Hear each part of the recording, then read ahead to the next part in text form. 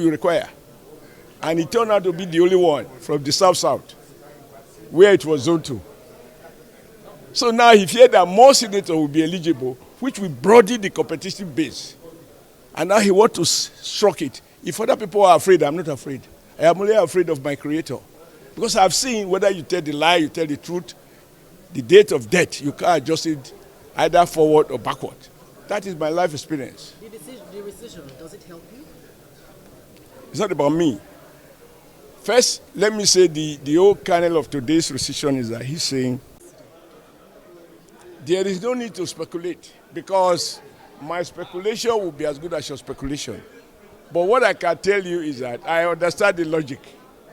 You know, people are facing primaries, people are lobbying and all that. So some people are strong, some are worried. That is not important. If majority makes a decision, provided that decision does not conflict with the Constitution, I don't care. So it's not about whether I think my motion could have scaled to or otherwise. No. But Nigeria, the beauty of democracy, why that section 70 is inserted, is that when they say aye, nays, you can't hold your senator responsible for it. You say I wasn't one of them. I want Nigeria to say who are those senators who are trying to narrow future leadership to themselves as if it's a family or traditional rulership. And for me, that is not it. Now, let me say why this thing has serious moral crisis. The Senate president became minority leader on his first day in office. On his first day, when they swore in, on his first term, when he got into the Senate, I think in the ninth or eighth Senate, right? He became a principal officer, minority leader. He's not the one presiding and asking us to change those rules such that even somebody who had done one term, particularly if you came to the court, you can't even be. Number two, as we speak today, the Senate president has not done 8 years in office. Even if you count the previous one plus the current one, it's not yet up to 8 years. So if we pass the rules that you must do 8 consecutive years before you can be Senate president, it means he has to lead by example by vacating. Because he's presiding without acquiring the appropriate qualification.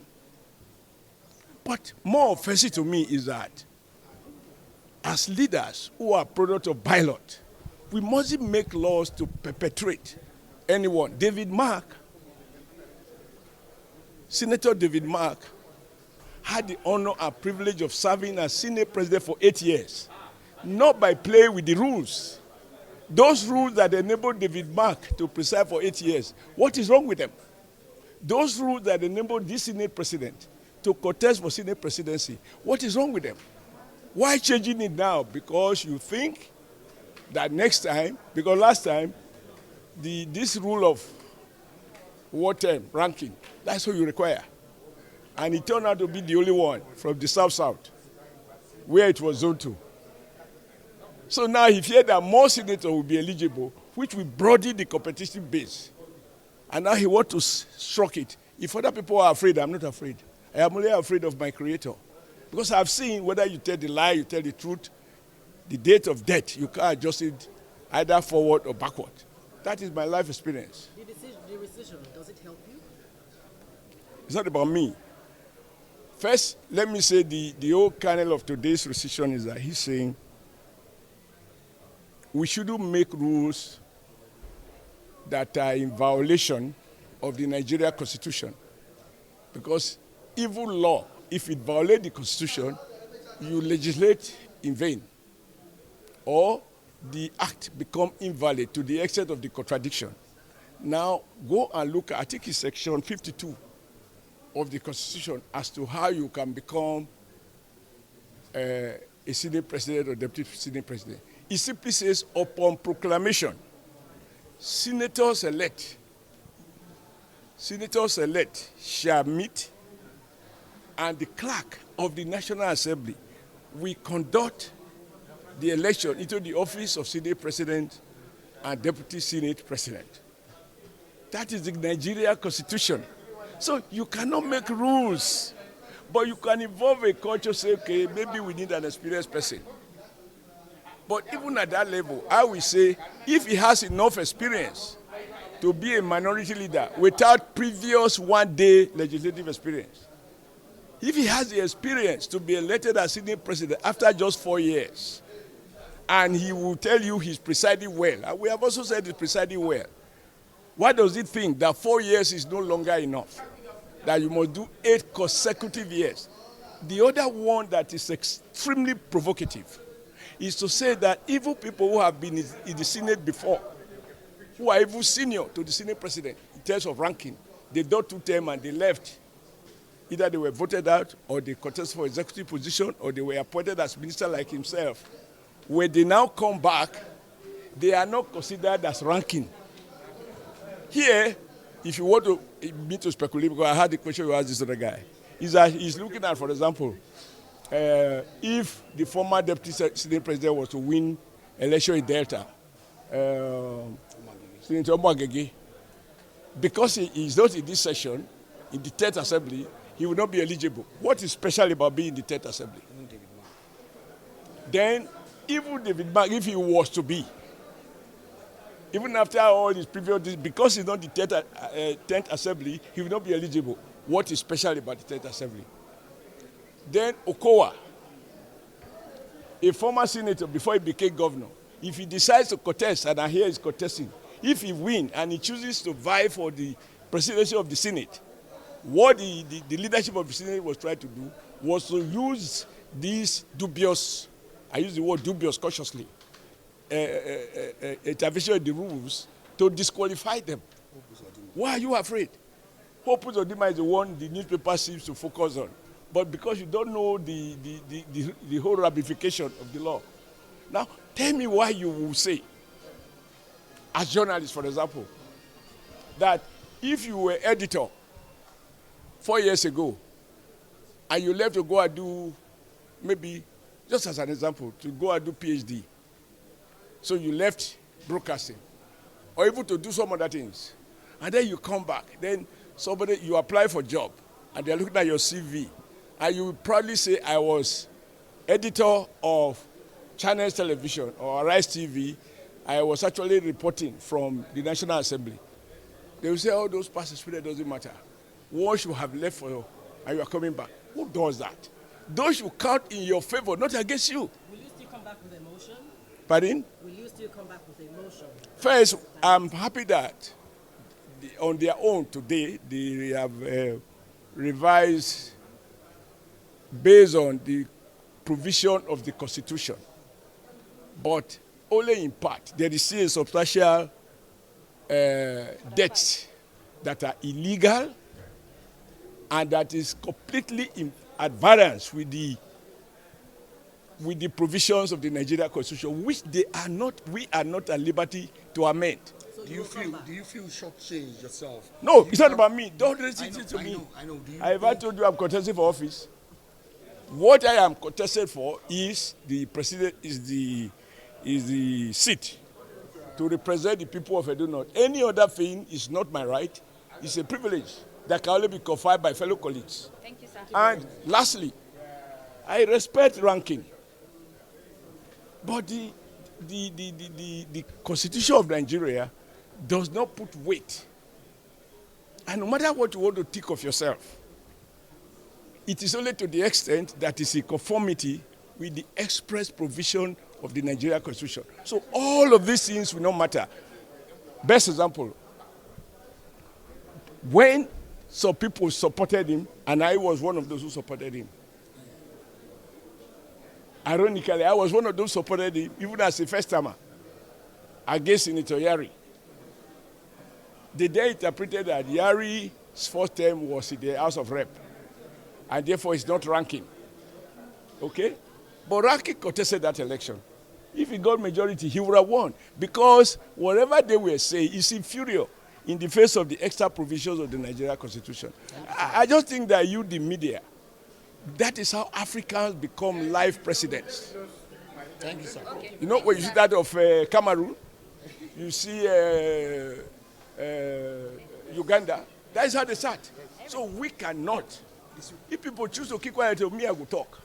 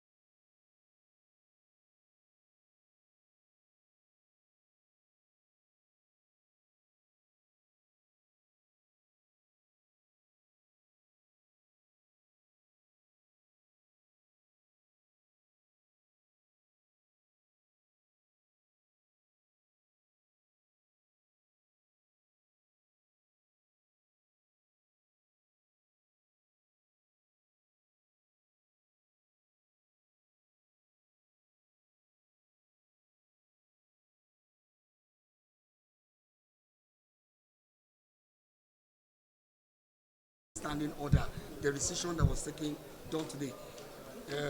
Are you satisfied with it? First, generally, this is self-serving, self-centered. From those who propose it and those who oppose it. You are living witnesses when we stood up on this floor and raised our concerns about the Electoral Act as presented before the Senate. Having worked in the Committee on Electoral Matters for almost 2 years, we raised serious concerns here about some provisions that are in the Electoral Act. In the name of party supremacy, people kept quiet. Now, because some people felt they have an ambition and going forward, therefore, slightly they are touched. This particular matter is not about Nigeria. This matter is about the Senate and institution and those who want to aspire for leadership. This institution has a history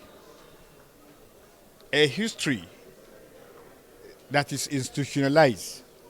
In 2023, when we came here, this particular ranking was thrown under the bus. Why you could say a principal officer who is coming to the Senate for the first time, a senator who is coming to the Senate for the first time, the first week became a principal officer. The biggest of the committees were given to new senators. Now, at the end of the day, after 3.5 years, what have those senators performed as chairman of committees? Some could not even call meetings. Some, when they call meetings, they could not even preside. A lot of people make noise or it touches them. In this chamber, it is the work of you journalists to investigate. There are committees that are in place for 3.5 years. Their chairman did not call for one single meeting except when it is budget. So the entire scenario is being seen as personalized. And therefore, until we are ready to cure this malice, we'll continue to see it because a lot of laws were passed tailored to particular group, tailored to particular party advantage, tailored to particular individuals. That is the order. That is the truth. However, what's the next move? The next thing is that the Constitution and the Senate rules allow the Senate to regulate itself. As long as the regulation does not impugn to the Constitution, the Senate is allowed to do that.